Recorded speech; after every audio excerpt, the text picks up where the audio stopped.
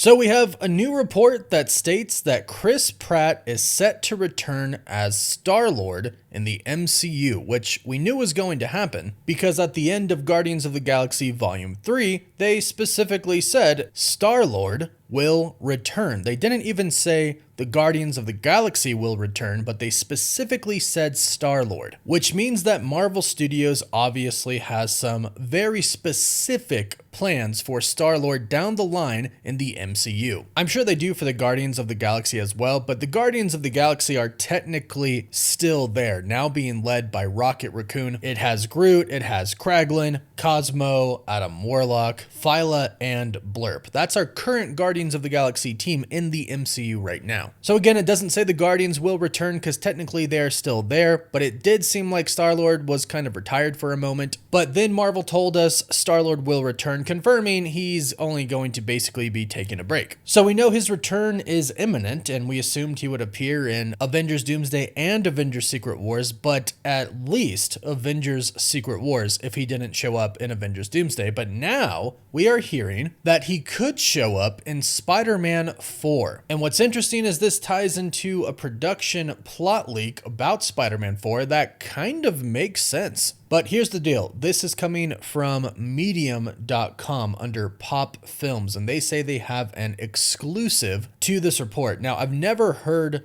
of this website before. If you all have, let me know in the comments down below. So definitely take this with a grain of salt. However, they are stating that sources have told them about a new contract for Chris Pratt to return as Star-Lord, and this involves Spider-Man 4. So let's go over what they say. The article starts off by stating, exclusive, Chris Pratt is in talk to reprise his role as Star-Lord in Sony and Marvel's next installment of the Spider-Man franchise. The studios are yet to comment, so this means they've heard from some source, then they reached out to Marvel Studios themselves to ask, hey, is there any validity to this? Is Star-Lord actually returning? But of course, Marvel Studios is not going to answer that because it's going to be a big spoiler, obviously. They would never just come out and say, yeah, Star-Lord's going to be in the next Spider-Man film. They're probably going to save that reveal for the trailer. They continue, though. Sources tell Pop Film that Pratt is anticipated to sign on for the film as part of a new contract, which is also expected to include the upcoming Avengers Doomsday. So right here it says that the contract isn't even complete yet. He has not actually officially signed on to it yet. So of course that's another reason that Marvel Studios wouldn't comment. If it's not officially done, then they can't say anything about it at all. But let's continue.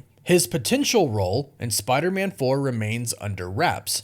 Their two characters had previously interacted in Avengers Infinity War and Avengers Endgame. And this is true. He knows who Spider-Man is, and we did have that just really epic interaction with Star-Lord, with Spider-Man, with most of the Guardians of the Galaxy team minus a few, and of course Doctor Strange and Iron Man. They had their epic fight with Thanos, and of course, yes, they did fight together in Avengers Endgame. So Star-Lord and Spider-Man do know each other. The Guardians of the Galaxy were also at the ending funeral for Tony Stark. And I gotta say, speaking about the funeral of Tony Stark, it really pisses me off now because one of the first people you see is Rhodey. Like, Rhodey and Happy are literally standing right behind Pepper and Tony Stark's daughter Morgan, and you know that this actually isn't Rhodey, it's a Skrull. And this really rubs me the wrong way now, but anyways, I digress. Now, I will say this article ends very professionally. It states info about Chris Pratt, info about Spider-Man, how the movie is set to open on July 24th, 2026, featuring Tom Holland, directed by Destin Daniel Cretton, etc., produced by Amy Pascal and Marvel Studios. It talks about Chris Pratt, who last reprised his role as Star-Lord in Guardians of the Galaxy Volume 3 and was last seen with his grandfather. Next up, Chris Pratt is starring in the movie The Electric State, directed by the Russo brothers, aside Millie Bobby Brown. And he is represented by Creative Artists Agency, CAA. So although of course we can't confirm if this report is true or not, it doesn't seem to be posted by some fanboy online randomly. It does seem like, or at least it's presented like Pop Films really did receive this info from a source who knows something about the contracts that Chris Pratt is currently looking at. And it does make sense right now for a few reasons that Chris Pratt would appear in Spider-Man 4. Plus, not to mention, this is his next movie, The Electric State, directed by the Russo brothers, who of course just came back to work for Marvel Studios once again for Avengers Doomsday and Avengers Secret Wars. So obviously they have had discussions about the MCU and about Star-Lord. The Russo brothers and Chris Pratt obviously talked about this. And this pretty much confirms to me that Star-Lord is going to be a part of Avengers Doomsday, especially if you consider the fact that he is now on Earth. And we know that probably most of the Doom stuff is going to take place on Earth when it comes to our Avengers team, specifically Spider-Man. So what we know right now about Peter Quill, aka Star-Lord, is that he is in Missouri with his grandfather, Jason Quill. So he's on Earth, he's in Missouri, so when stuff starts to go down on Earth and he sees some of the heroes that he's fought alongside before trying to protect Earth,